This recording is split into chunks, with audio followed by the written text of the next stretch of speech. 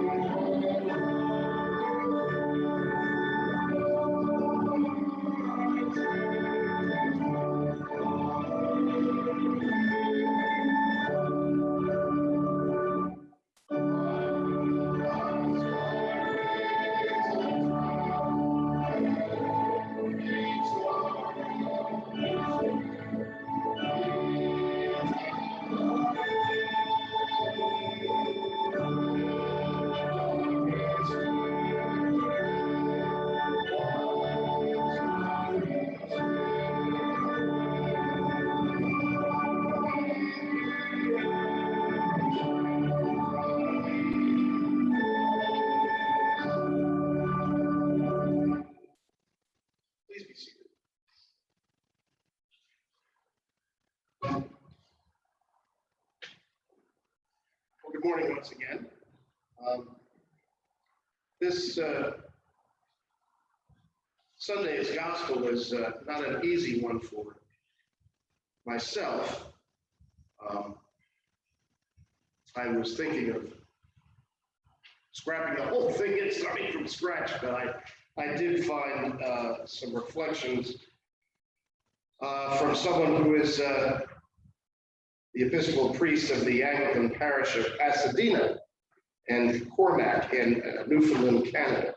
His name is Reverend Joseph Pagan, and some of this spoke to me.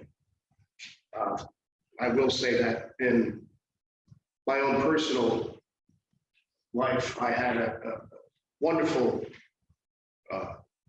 person who I married, and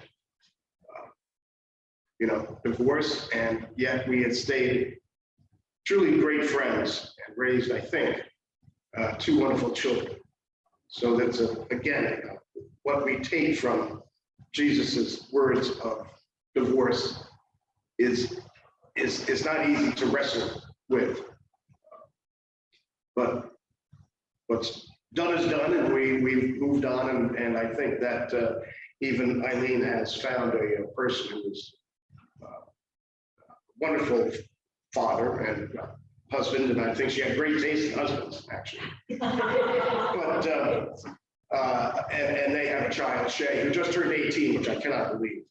So it's a little bit difficult to wrestle with. But anyway, to what Mr. Reverend Pagano says here, today may be a Sunday when the preacher and the congregation are of one heart and of one mind. The preacher doesn't want to deliver a sermon on divorce, and the congregation doesn't want to hear a sermon on divorce. The Episcopal Church does, in as much as it has allowed divorced parishioners to remarry, given certain conditions which have evolved over the last century or so. This is not intended to diminish the esteem in which we hold the ideal of lifelong commitment in marriage.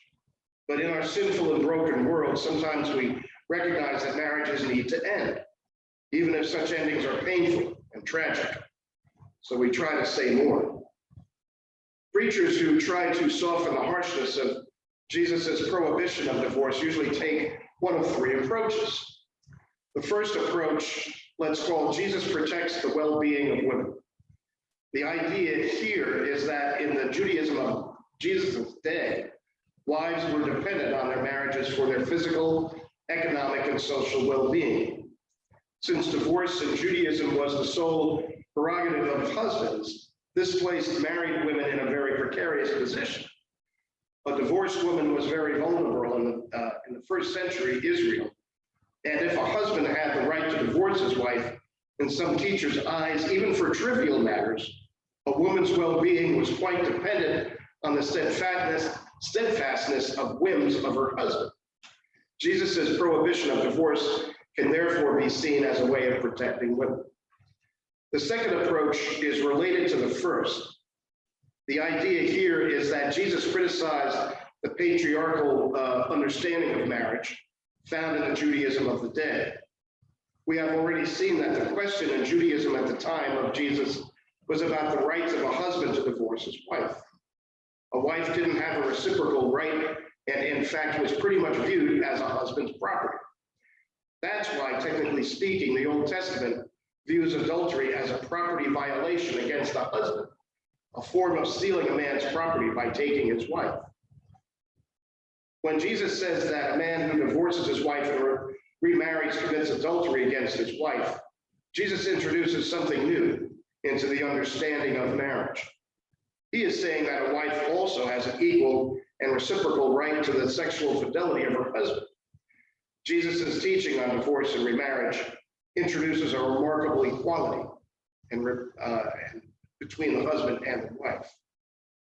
The third attempt to soften Jesus' prohibition of divorce, let's call the quote-unquote, we're all sinners approach. The idea here is to point out the ways in which we have all failed to live up to Jesus' teachings. Anybody here ever been angry with another member of the church or insulted them? Anybody holding up to unforgiveness? Divorce must be seen in the context of all the ways people fail to live up to the demands of the gospel. The good news is that for all our failings, God offers forgiveness. All of us have sinned and fallen short of the glory of God, and all of us are dependent on God's free gift of grace by which we are made right with God. In this sense, divorced persons are no different from anybody else. We're all sinners. When Jesus' absolute prohibition of divorce in Mark is seen in the context of other New Testament passages, it seems as though the New Testament prohibition of divorce is not so absolute. It is clear that the New Testament is consistent in seeing the lifelong commitment between a husband and a wife as an extremely important aspect of Christian discipline. Marriage is held up as a lifelong covenant that is to reflect God's faithfulness and God's love. And yet in Matthew, we see an exception that permits divorce in cases of serious sexual impropriety. And in Paul, we see permission of divorce when an unbelieving spouse no longer wishes to remain married to a Christian. In the New Testament itself, therefore, we find a process of moral reflection and pastoral adaptation that allows for divorce under certain circumstances. Taken together, these New Testament passages suggest a scriptural basis for the ongoing moral reflection upon and pastoral adaptation of Jesus' teaching on divorce and remarriage. I am not suggesting that the church ought to simply accommodate itself to the prevailing cultural norms and assumptions about marriage and divorce. What I am saying is that the New Testament itself envisions a faithful moral and pastoral engagement with Jesus' prohibition of divorce in light of the ongoing demands of discipleship. In our day, for example, I think we have to say that in situations of violence and abuse, divorce is permissible. Sometimes tragically and regrettably, ending a marriage will be the right thing to do. We should be clear about the moral and pastoral reason why we think this is so. And we should, like Paul, be clear that it is we and not Jesus who makes the call. Nonetheless, the whole of the New Testament witness permits us to see this as a faithful response. I'm not too sure how the preacher in the congregation will feel after such a sermon on divorce. I don't know any rousing divorce hymns to use for the recessional. And yet, maybe some important conversations will ensue between the pastor and members of the congregation or amongst parishioners themselves. And maybe that person whose daughter is going through a rough time in her marriage or son going through a rough time in his marriage will thank you for not running away from the gospel lesson, but rather trying to deal with it as faithfully and fairly as you could, even if it is sometimes hard to hear. A person who is struggling with divorce and sincerely wants to know what Jesus and the church have to say about it deserves at least that much.